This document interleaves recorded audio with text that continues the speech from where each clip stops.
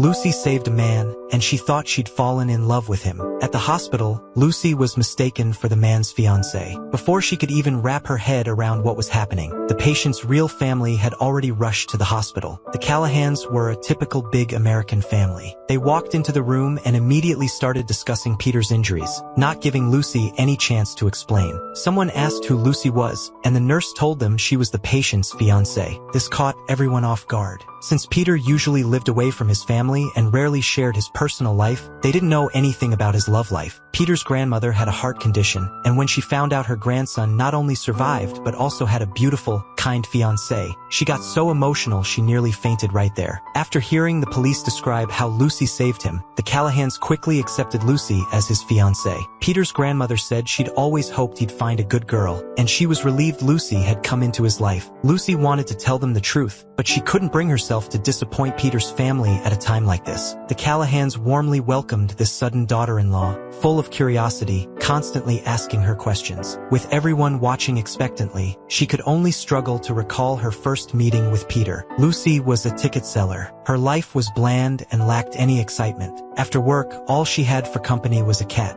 Since her parents died, she'd spent every Christmas alone. In this monotonous life, Peter became Lucy's only source of hope. He was handsome and well-dressed, passing by her window every day, never once noticing her. Lucy secretly had a crush on him, treating this feeling as her only comfort. Lucy obviously wasn't going to tell them any of that. She just gave vague answers to get through it. Late that night, Lucy came back to Peter's bedside. Her feelings were complicated. She didn't know how to face the upcoming Christmas, much less how this whole misunderstanding would end. She whispered that she hadn't meant for things to go this far,